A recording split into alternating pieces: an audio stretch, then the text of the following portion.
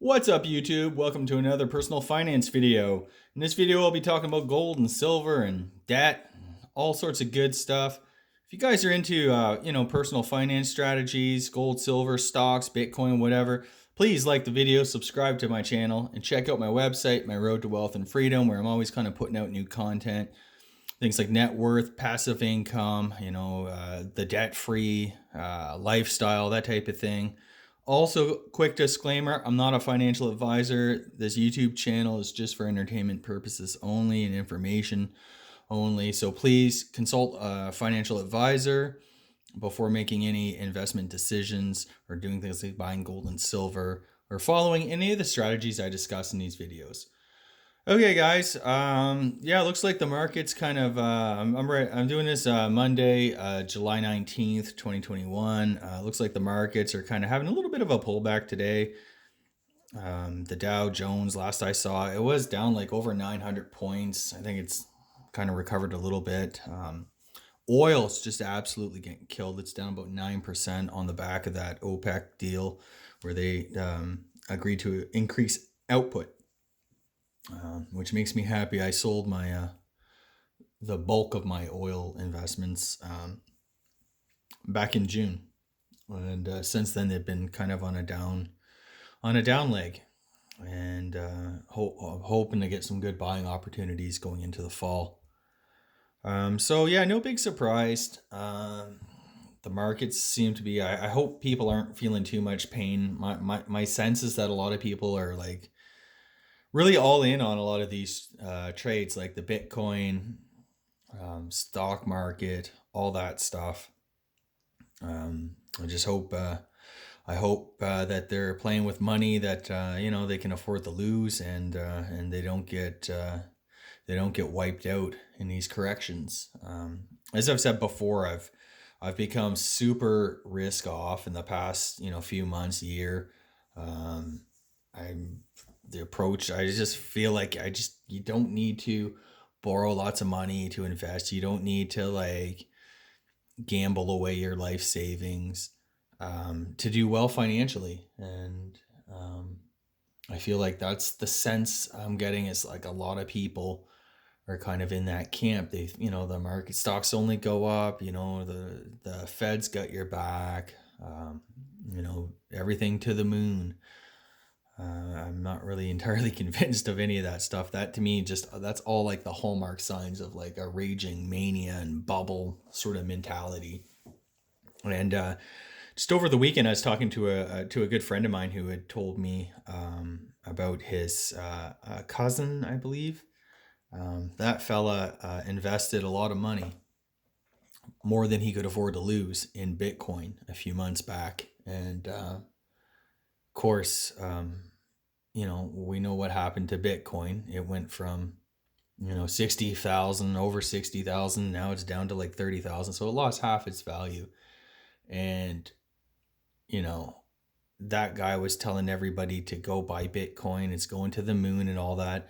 Then it kind of turned and it wiped him out. I guess he doesn't even look at his computer screen anymore. Doesn't even want to see it. And I mean, that's sad. That's, obviously he took way more risk than he was comfortable with and played with money that he really couldn't afford losing. It doesn't matter how much money, if all you have in the world is $1,000 to invest. I mean, that's a lot of money to you. If you have a million, that's a lot of money to you. And that is, how many times does that story play over and over and over and over again?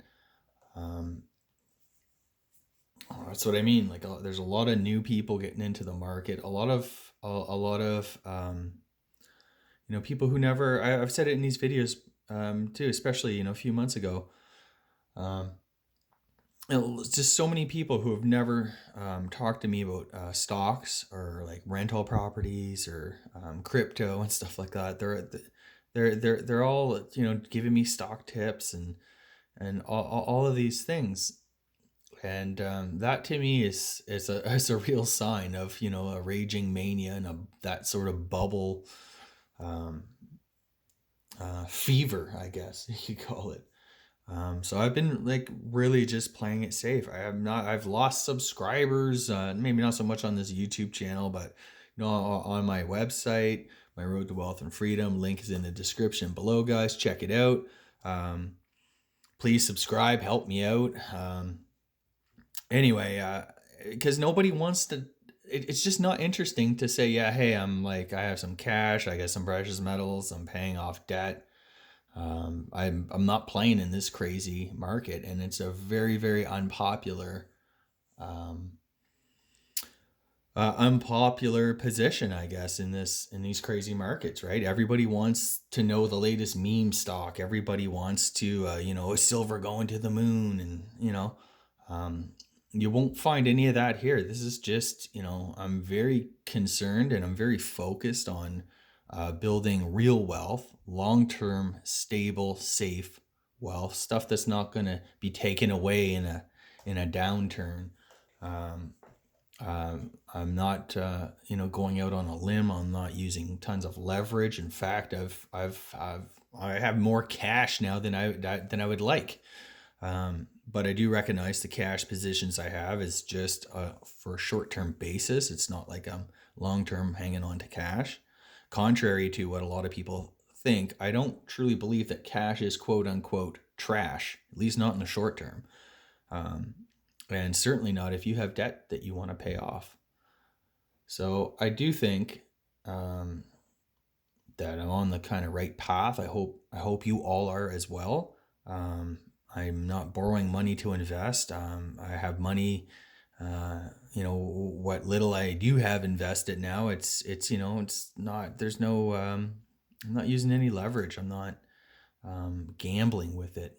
A lot of the companies I own are the safe, stable, same companies that I've always owned. Um, in the commodity space, particularly oil, um, it's not a buy and hold kind of strategy. I feel like commodities, as much as people want to say that, the commodities are never a buy and hold.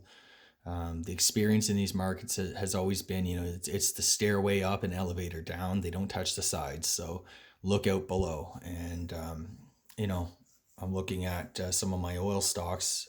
They're down probably like 30% or something like that, 20 or 30% from where they were. Um, Maybe not that, maybe about 20%, I should say. And that's fine. Just kind of know what you own and understand risk, understand um, how different things impact. It's not a straight line. Nothing that you'll buy or invest in. No investment goes just straight up. That's not normal. That hasn't been the case for a very, very long time in the history of these markets. Um, what we've seen in the past year is abnormal market behavior. It is market behavior that's essentially controlled by central banks, pumping liquidity, um, engaging in all sorts of stimulative measures like quantitative easing and all that stuff. Um, that's not typically how markets behave, right? The Fed put essentially like stocks can only go up. That's just not the way. And if you invest that way, I just fear that you're gonna kind of get wiped out. So the other thing I'd like to say about today, we have this sell-off. Physical gold is holding up remarkably well. I don't even think it's down hardly anything. Last I checked, it was down maybe $5 an ounce or something like that, which is nothing when you're looking at markets that are down, 3%, and could be down a lot more. So that's another reason why, I think gold in particular is a very good diversifier. It is a good hedge. I wouldn't put all my money into gold, but if you buy physical gold and you're not using debt, um, I do believe that it's a good hedge, a good insurance policy. Um, what we saw in 2008. Gold gold everything goes down when there's like a liquidity uh, crisis. Like what we saw in March 2020. Everything goes down altogether. There's no asset that's spared because it's just a rush sell whatever you can to meet margin calls. And initially we do see gold, go down, but the amount by which gold goes down compared to, the S&P 500 or the Dow or, whatever else is not, it's negligible. It's not as bad. And then even though it goes down, the purchasing power of that, if you're comparing like different asset classes, like how many ounces of gold will it take to buy the S&P 500 or the TSX or a bond or whatever. If you kind of look at it in those terms, gold actually holds up remarkably well. Again, I mean, I don't really consider myself a huge gold bug. I'm just being, I'm just being realistic with what's going on in this world. And I don't want to be kind of caught off guard, if there's, some sort of currency reset, or if there's, a collapse of, the economy, or who knows what. The likelihood of that stuff is not great, I would say, although I do feel like the likelihood of some sort of currency event or reset or restructuring or something like that, I feel like that is getting, more and more likely as these years go by. The amount of debt in the system, as we've discussed in other videos, is just astronomical. Hundreds of $300 trillion or something insane. I wrote a post the other day about, all the problems, how the solution to debt problems has been to essentially double down and double the amount of debt. We're doubling the size of the problem. The problem in the first place was we had too much debt. So what's the solution? Oh, let's just double the size of the problem and hope that it goes away. Like, you got to kind of scratch your head. At some point, there's going to have to be some sort of reckoning.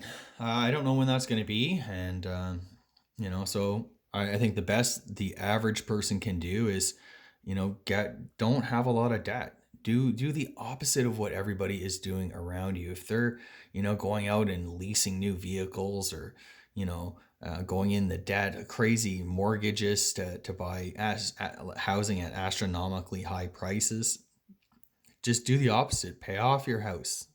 Live within your means. I do think this type of behavior is going to be really rewarded. And studies have shown ultimately, the vast majority of millionaires, they didn't get that way by gambling in the stock market. They've invested in the stock market little by little over the long term, but they didn't just pick a meme stock and it went to the moon and that's how they made all their money.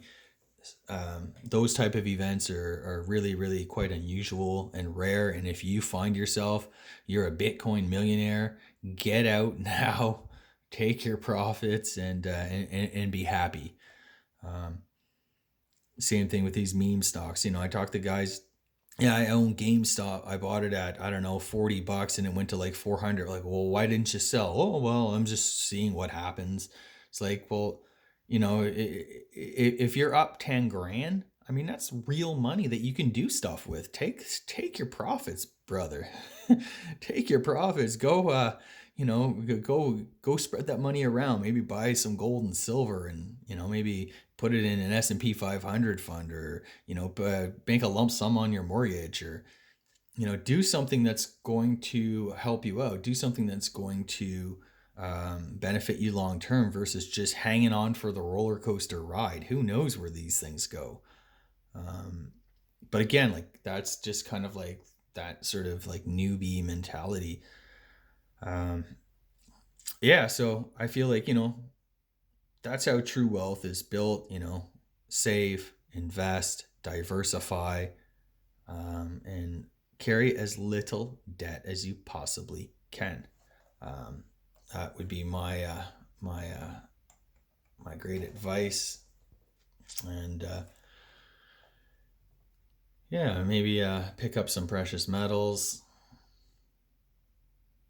have an emergency fund, that type of thing. I feel like the people today who are getting whacked in this market, I hope that's a bit of a lesson to them, and they'll kind of like, see the error of their way and whatnot.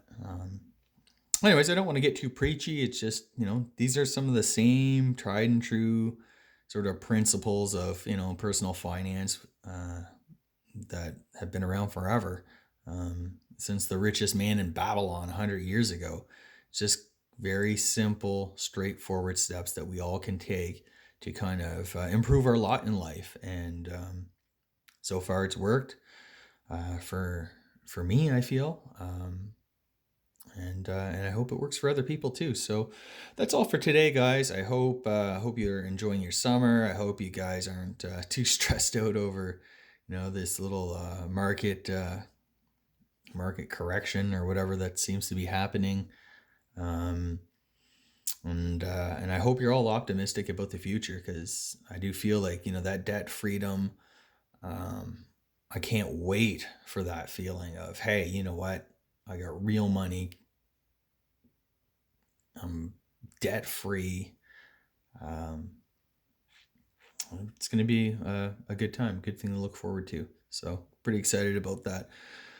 That's it for today, guys. Thank you so much for watching these videos, for liking and subscribing to my channel. Also, please check out my website, My Road to Wealth and Freedom. The link's going to be down in the description below.